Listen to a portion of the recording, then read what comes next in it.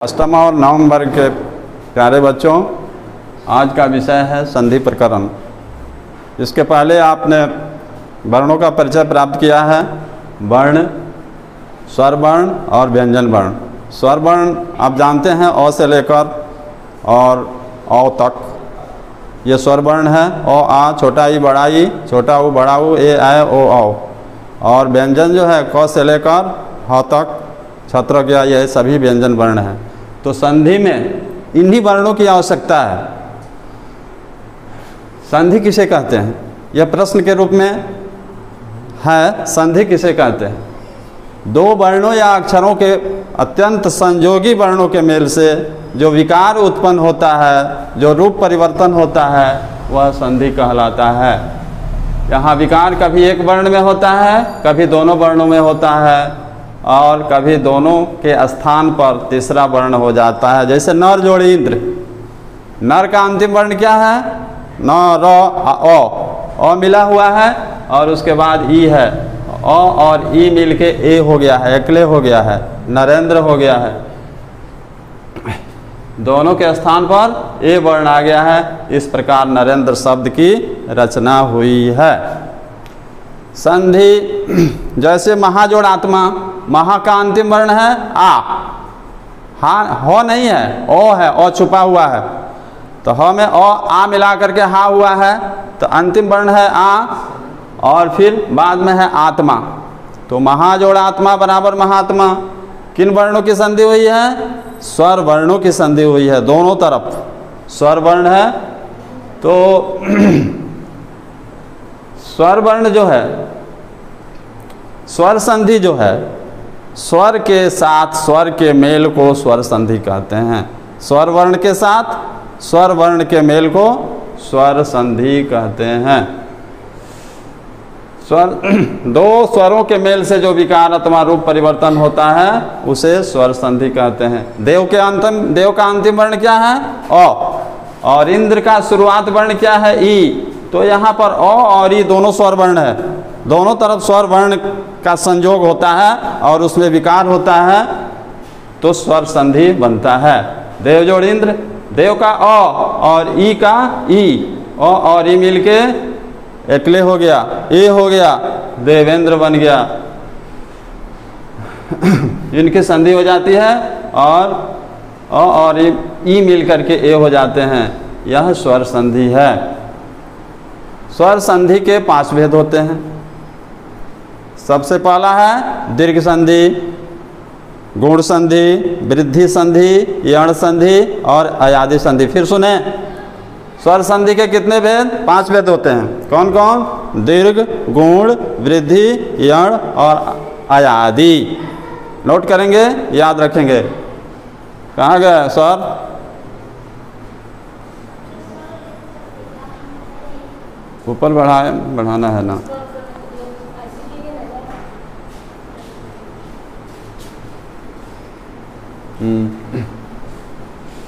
स्वर दीर्घ संधि, 2 सवर्ण। सवर्ण का मतलब एक ही प्रकार का वर्ण।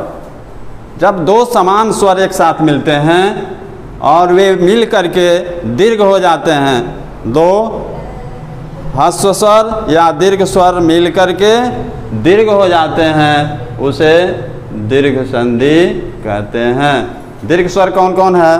बड़ा ई, बड़ा ओ, औ, ये दीर्घ स्वर है। 2 सवर्ण एक मिल करके दीर्घ हो जाते हैं। अगर ओ, आ, ई, ऊ और री के बाद वे ही ह्रस्व स्वर या दीर्घ स्वर आए तो दोनों मिलकर दीर्घ वर्ण हो जाते हैं। जैसे ओ और मिल करके आ हो गया, ओ आ मिल के आ हो गया, आ मिल के आ हो गया। विद्या जोड़ालय, विद्या का अंतिम वर्ण है आ और राइट साइड में है आ। दोनों आ और आ मिलके आ हो गया। आ क्या है? दीर्घ स्वर है। रवि जोड़ इंद्र, रवि में कौन सा स्वर है?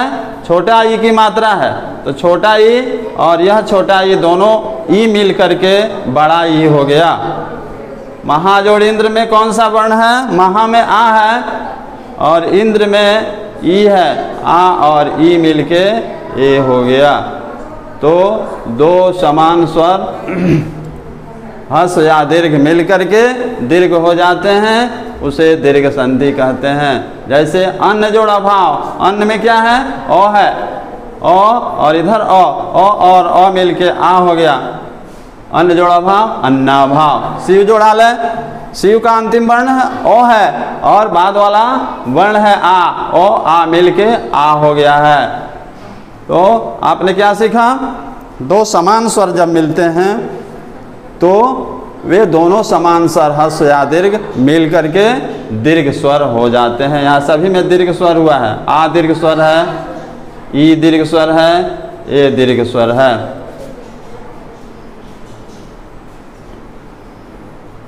गुण संधि, गुण संधि क्या है? ओ और आ के बाद ई उ और री आवे तो ये मिल करके ए ओ और अर हो जाते हैं। ओ आ के बाद पहला पद में ओ आ रहेगा और दूसरे पद में ई उ और री रहेगा। ओ और ई मिल के ए हो जाएगा, ओ और बड़ा ई मिल के भी ए हो जाएगा और आ और ई मिल के भी ए हो जाएगा और अ जोड़ उ मिल के ओ हो जाएगा, अ और बड़ा उ मिल के ओ हो जाएगा, आ उ मिल के भी ओ हो जाएगा और आ उ मिल के भी ओ हो जाएगा, अ और री मिल करके अर हो जाएगा, आ और री मिल के भी अर हो जाएगा। उदाहरण देखें, देव में अ है और बाद वाला शब्द में ई है, अ और ई मिल के अकेले हो गया है, देवेंद्र हो गया है। अ के बाद बड़ा ई हो तो भी ए हो जाता है, ओ है और बड़ा ई है तो ओ और बड़ा ई मिल के भी अकेले हो गया है, ए हो गया है। गण जोड़ीस गणेश, आ और ई मिल के भी ए हो गया है। महा में आ है और इसके बाद वाला ई है, आ और ई मिल के भी अकेले हो गया है, ए हो गया है। वीर में ओ है और ऊ है, ओ और ऊ मिल के ओ हो जाता है। वीर जोड़ोचित ओ हो गया तो क्या हो गया? रौ के जगह पर ओ लग गया तो वीरो हो गया, ऊ खत्म हो गया, वीरोचित हो गया। समुद्र जोड़ उर्मी, लास्ट में है द्रव में ओ छुपा हुआ है और इधर ऊ है, ओ ऊ मिल के ओ हो गया है तो ये क्या हो गया? समुद्रो उर्मी, समुद्रोर्मी। महाजोड़ उत्सव, आ और ऊ मिल के ओ हो गया है महोत्सव। गंगा जोड़ उर्मी, आ और मिल के गंगोर्मी हो गया। देव जोड़ ऋषि अर हो गया यहाँ पर, ओ और री मिल के अर हो गया है। रेफ की मात्रा आ गई है लास्ट में, देव जोड़ ऋषि देवर्षि और महाजोड़ ऋषि महर्षि। तो यह गुण संधि है। आपके पुस्तक में बहुत से उदाहरण मिलेंगे। यह संक्षिप्त में उदाहरण आपको दिया गया है, आपके पुस्तक में अन्य उदाहरण मिलेंगे, आपके पाठ्य पुस्तक में उदाहरण मिलेंगे, आप उन्हें याद करेंगे और हमें बताएंगे। वृद्धि संधि, वृद्धि संधि क्या है? ओ या आ के बाद, ओ और आ के बाद ए तथा ऐ रहे तो ऐ हो जाता है।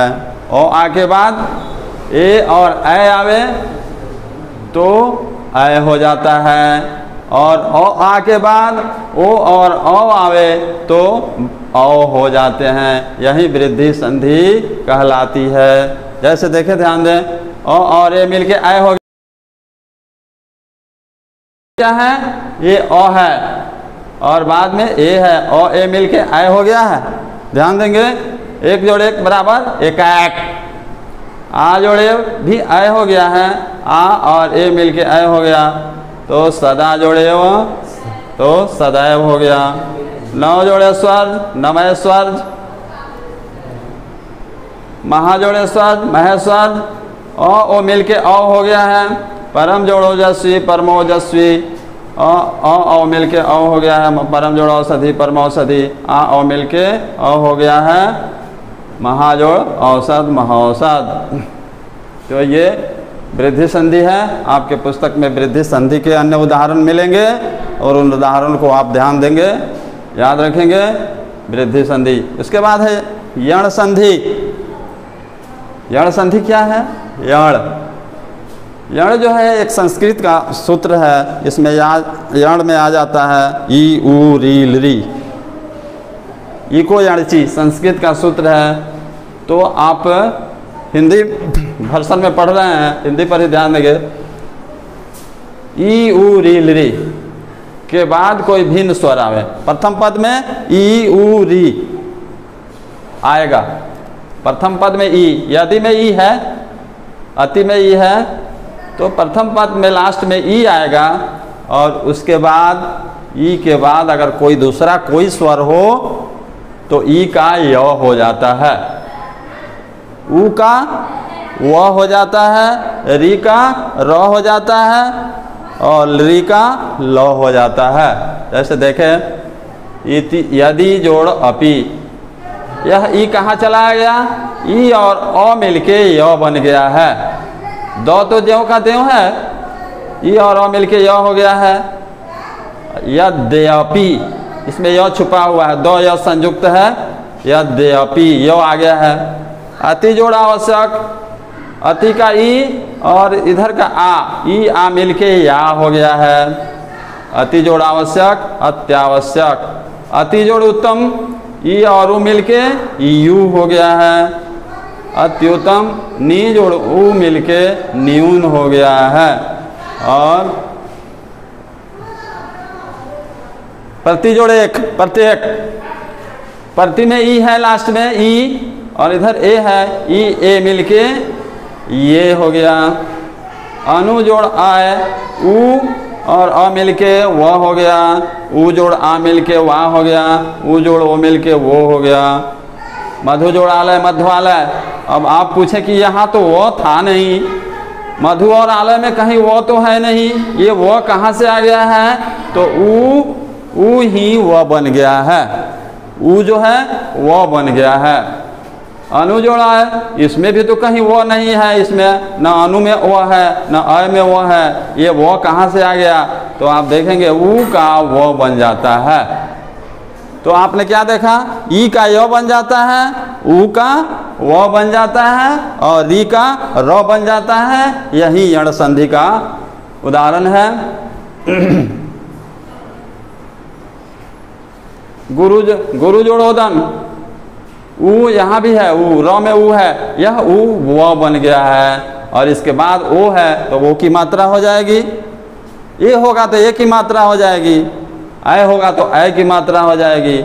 मात्रा तो यहाँ जो दिया रहेगा उसी के अनुसार बदलेगा, लेकिन ये पीछे वाला जो उ है वह हो जाएगा, ई जो है यह हो जाएगा।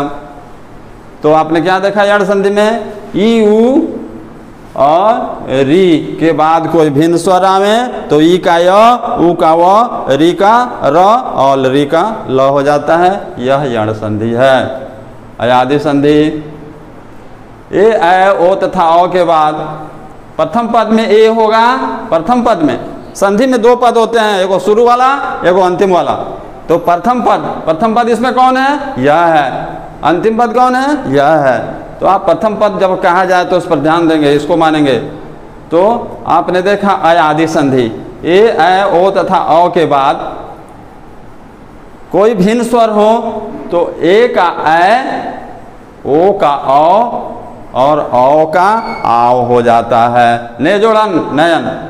अब आपने देखा है भाई यहाँ तो यो है नहीं, इसमें नौ में यो है, न अन में यो है, ये यो कहाँ से आ गया, तो यही ए जो है अकेले यो बन गया। ए जब हो प्रथम पद में और बाद में कोई दूसरा स्वर हो तो यह ए यो बन जाता है। ने जोड़न नयन, ने जोड़क नायक, वो क्या बन जाता है, वह बन जाता है। पो जोड़ित्र पवित्र, और औ बन जाता है। आय है यहाँ पर अय है। नयन, नौ में ओ है और यह आय, आय औ आव बन गया है। पो जोड़ित्र पवित्र और पौ जोड़क पावक। यहाँ क्या है, आव है। यहाँ तो आव था नहीं, आव हो गया। कहाँ से हो गया, तो औ का आव बन गया। पौ जोड़क पावक। यही अयादि संधि है। स्वर संधि का विषय समाप्त हो गया।